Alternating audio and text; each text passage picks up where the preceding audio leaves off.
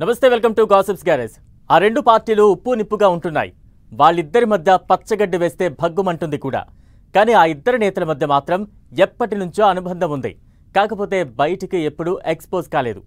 అధికార కూటమిలో కీలకంగా ఉన్న నేత, అపోజిషన్లో కీ రోల్ ప్లే చేస్తున్న లీడర్ ఆలింగనం చేసుకోవడం ఆసక్తికరంగా మారింది. అయితే హగ్ వెనుక ఆత్మీయత, అనురాగం, ఆప్యాయతతో పాటు రాజకీయం కూడా ఉందట. సత్యబాబు, సేనాని ఆలింగనం వెనుక మతలబేంటి?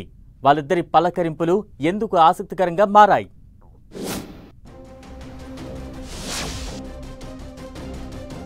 పవన్ బొత్స మధ్య ఆసక్తికర సన్నివేశం.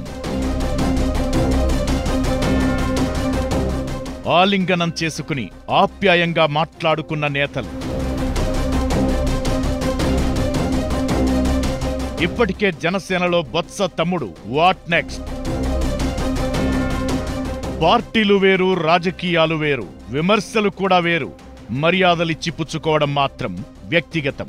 డిప్యూటీ సీఎం పవన్ కళ్యాణ్ మండలిలో ప్రతిపక్ష నేత బొత్స సత్యనారాయణ ఆత్మీయ ఆలింగనం చూస్తుంటే ఇదే అనిపిస్తుంది.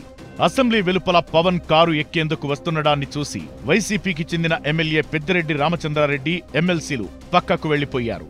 అదే సమయంలో బొత్స సత్యనారాయణ ఎదురుగా నిలబడి పవన్ కు నమస్కారం పెట్టారు. బొత్స స్పందన చూసి పవన్ ఆయనకు ఎదురెళ్లారు. దీంతో బొత్స కూడా వెళ్లి ఆలింగనం చేసుకున్నారు. పవన్ బొత్స భుజంపై తట్టి మర్యాదపూర్వకంగా కరచాలనం చేశారు. ఒకరినొకరు కొన్ని క్షణాల పాటు పలకరించుకుని నవ్వుకుని ఎవరి దారిలో వారు వెళ్లిపోయారు. ఇప్పుడు ఈ వీడియో వైరల్ అవుతోంది. దీనిపై అటు జనసేన, ఇటు వైసీపీ అభిమానుల్లో భిన్న అభిప్రాయాలు వ్యక్తమవుతున్నాయి.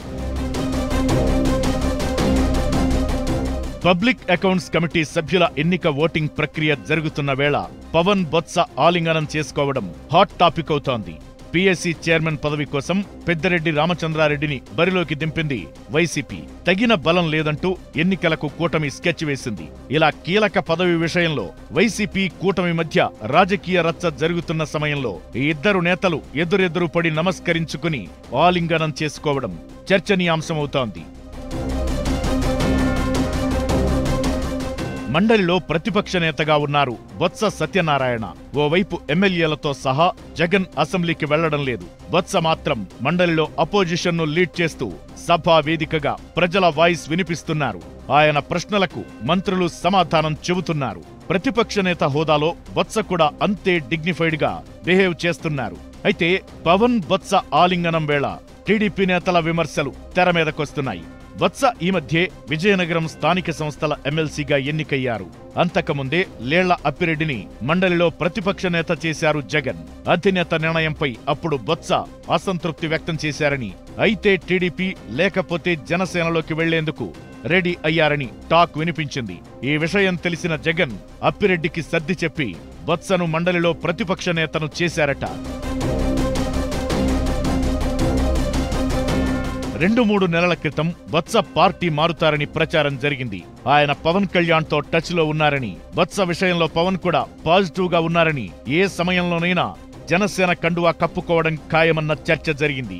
అంతలోనే ఆయన్ను వైసీపీ ఎమ్మెల్సీని చేసింది. తరువాత మండలిలో ప్రతిపక్ష నేత హోదా కల్పించారు. పార్టీ రీజనల్ కోఆర్డినేటర్ బాధ్యతలు కూడా ఇచ్చి బొత్సను సంతృప్తి పరిచారట వైసీపీ అధినేత జగన్. ఆ తరువాతే జంపింగ్ ఆలోచనను బొత్స మానుకున్నట్లు టాక్ నడుస్తోంది. అయితే బొత్స తమ్ముడు లక్ష్మణ్ ఇప్పటికే జనసేనలోకి వెళ్లారు. బొత్స ఫ్యామిలీలో ఇప్పటి వరకు ఎలాంటి రాజకీయ, ఆర్థికపరమైన క్లాషెస్ ఏం రాలేదు. తమ్ముడు జనసేనలో ఉన్నా కూడా బొత్స ఫ్యామిలీ కలిసే ఉంటోంది. ఈ ఎపిసోడ్ మీదే ఆసక్తికర చర్చ జరుగుతోంది. బొత్స డైరెక్షన్ లోనే లక్ష్మణ్ జనసేనలోకి వెళ్లారన్న టాక్ కూడా ఉంది. అంతేకాదు, జనసేనలోకి వెళ్లాలని బొత్స మీద కూడా కుటుంబ పరంగా ఒత్తిడి ఉందట. జనసేన లీడర్లు, క్యాడర్ కూడా ఆయన పార్టీలోకి వస్తే ఉత్తరాంధ్రలో తమకు ఎదురే ఉండదని భావిస్తున్నారట. బొత్సకు రాష్ట్ర వ్యాప్తంగా ఉన్న కాపు నేతలతో మంచి సంబంధాలు ఉన్నాయని, అవి తమకు ఎంతో ఉపయోగపడుతాయని అనుకుంటున్నారట. రాజకీయాలు అటుంచితే పవన్ బొత్స కుటుంబాల మధ్య మంచి సంబంధాలు ఉన్నట్టు తెలుస్తోంది. సినీ ప్రొడ్యూసర్ బండ్ల గణేష్ అటు బొత్సకు, ఇటు పవన్ కళ్యాణ్ కు వీరభక్తుడు. ఇలా వీళ్ళిద్దరి మధ్య ఎప్పట్నుంచో రిలేషన్స్ ఉన్నాయని అంటున్నారు. చిరంజీవికైతే సన్నిహితంగా ఉంటారు బొత్స. ఈ రెండు కుటుంబాలు కాపు సామాజిక వర్గంలో బలమైన ఫ్యామిలీస్ కావడంతో మంచి సంబంధాలు కంటిన్యూ అవుతున్నట్టు తెలుస్తోంది.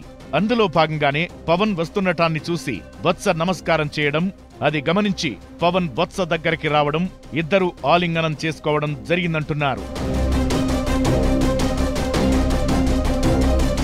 అయితే పవన్ బొత్స ఆలింగనం వెనుక ఇప్పటికిప్పుడు పెద్ద స్టోరీ ఏం లేకపోయినా ఫ్యూచర్ పొలిటికల్ బంధం మాత్రం ఇంకా స్ట్రాంగ్ అయినట్లేనన్న టాక్ వినిపిస్తోంది. పవన్ బొత్స ఆప్యాయంగా మాట్లాడుకోవడం కర్టసీగానే చెబుతున్నా రాజకీయాలన్నాక భవిష్యత్లో ఏదైనా జరగొచ్చంటున్నారు. పాలిటిక్స్ లో శాశ్వత మిత్రులు, శాశ్వత శత్రువులు ఉండరన్నది ఎప్పుడూ గుర్తుంచుకోవాలంటున్నారు పొలిటికల్ అనలిస్టులు.